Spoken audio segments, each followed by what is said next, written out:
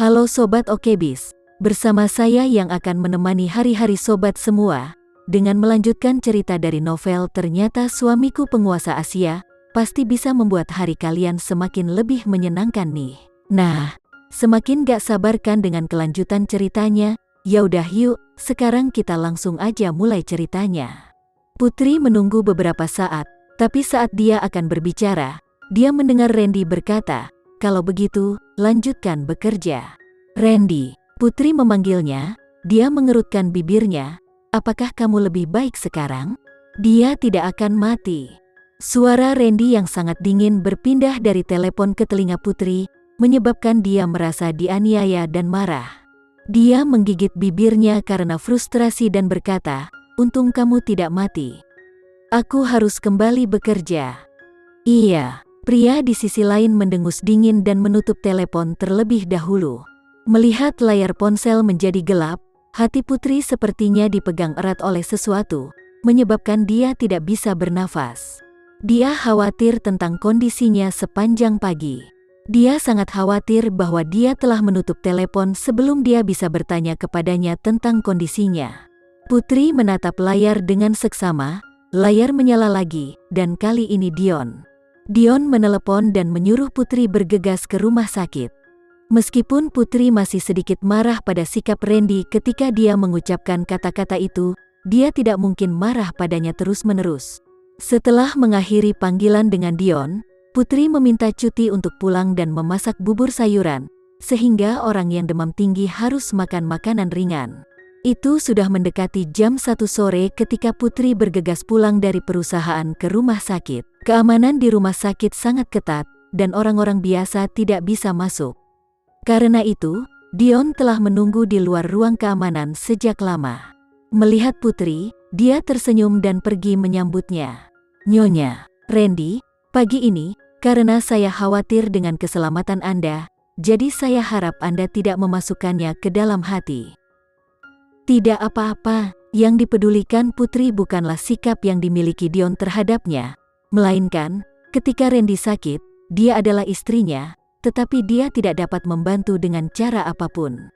Karena Randy dan dia adalah suami istri, mereka harus menjadi dua orang yang saling menjaga satu sama lain. Tapi pagi ini, dia merasa bahwa Randy dan dia sebenarnya bukan siapa-siapa. Setelah berjalan selama lebih dari 10 menit, dia tiba di bangsal Randy. Dion berkata, "Ini adalah bangsal bos Randy, saya tidak akan masuk." Putri mengangguk, "Aku telah merepotkanmu." Pintunya tertutup, dan Putri mengintip melalui celah pintu. Dia melihat seorang wanita paruh baya sekitar 50 tahun membantu Randy menyiapkan makanan. Wanita itu mengeluarkan berbagai jenis kotak kecil halus dari bingkai kotak halus dan meletakkannya di atas meja satu persatu. Gerakannya sangat terlatih, dan jelas bahwa dia sering melakukan hal-hal ini. Melihat bahwa seseorang telah mempersiapkan begitu banyak untuk Randy, Putri melihat wadah termal di tangannya dan tanpa sadar menyembunyikannya di belakangnya. Dia tidak ingin Randy melihat makanan buruk yang telah dia siapkan untuknya. Putri mendorong pintu dan masuk. Wanita itu segera menoleh, dia meliriknya, dan tatapannya mendarat di kotak makan siang di tangannya, dengan tatapan ingin tahu. Ward adalah serangkaian kamar, dan aula itu adalah area istirahat. Pengaturannya sangat hangat, dan semua perabot dan peralatan sudah siap. Jika dia tidak melihat Randy di aula, Putri tidak bisa memastikan bahwa dia ada di dalam ruangan. Putri menatap wanita itu dan tertawa canggung. "Bolehkah saya bertanya apakah Randy tinggal di sini?" Wanita itu menatap Putri untuk waktu yang lama, lalu menunjuk ke ruangan di dalam. "Tuan muda ada di dalam." "Terima kasih." Putri tersenyum dan dengan sopan mengangguk kepada wanita itu, lalu meletakkan kotak makan siang yang dia bawa di atas meja teh sebelum kembali ke kamarnya untuk melihat Randy. Di dalam kamar ada Randy, mengenakan seragam pasien putih, sedang duduk di ranjang. Tangan kirinya memegang jarum, sementara tangan kanannya memegang koran. "Randy," Putri memanggilnya, tapi dia bahkan tidak mengangkat kepalanya, seolah dia tidak mendengar suaranya. Randy mengabaikan dia. Putri merasa agak canggung, dia tidak bisa hanya berdiri di sana dan menonton. Setelah beberapa lama, Randy akhirnya mengangkat kepalanya dan menoleh. Dia tidak ingin memaksanya masuk ke air dingin yang akan menyebabkan demam tinggi. Dia sudah koma karena demam, dan wanita ini punya pikiran untuk pergi bekerja. Dia adalah wanita yang tidak berperasaan. Ekspresi dan cara berbicara Randy membuat Putri merasa bahwa dia tidak menyambutnya di sini. Dia gugup dan dia mengerutkan bibirnya. Bantuan Hood menyuruhku untuk datang dan menemuimu. Bantuan Hood hanya memintanya untuk datang. Jika dia tidak membiarkan Dion menelepon, bukankah dia akan datang? Randy mengerutkan kening, dan suaranya menjadi lebih dingin dan tenang. Kamu sudah melihatku kan? Sekarang kembalilah bekerja. Oh, baiklah.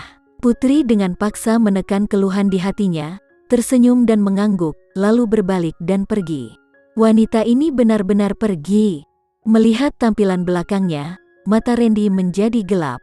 Ekspresinya tidak bagus, dan koran di tangan kanannya hampir hancur olehnya. Ketika dia sampai di pintu, Putri tiba-tiba berhenti. Mengambil napas dalam-dalam, dia menoleh dan memelototi. Randy, kamu bajingan brengsek. Dia khawatir tentangnya sepanjang pagi, dan sekarang dia akhirnya melihatnya, tapi dia memintanya untuk pergi. Biasanya, dia akan mengatakan bahwa dia adalah suaminya. Bagaimana bisa ada suami seperti dia yang bahkan tidak mengizinkan istrinya melihat dia ketika dia sakit? Semakin Putri memikirkannya, semakin dia merasa sedih dan semakin marah. Hidungnya mulai masam dan 2 tetes air mata jernih jatuh dari sudut matanya. Dia mengangkat tangannya untuk dengan kejam menyekanya, menggigit bibirnya, dan berkata, Randy, kamu akan mati. Itu bukan urusanku bahkan jika kamu mati. Perlakukan saja seperti aku tidak pernah mengenal seseorang sepertimu. Ledakan amarah Putri yang tiba-tiba mengejutkan bahkan Randy sampai terkejut. Di tengah keterkejutannya, dia melihat air mata Putri yang telah menetes. Hati Randy tiba-tiba bergerak tanpa alasan sama sekali, dan perasaan sakit menyebar ke seluruh hatinya yang tidak siap. Ini adalah perasaan yang belum pernah dia alami sebelumnya. Sekian dulu ya sobat cerita hari ini, tetap nantikan cerita berikutnya dari novel ini.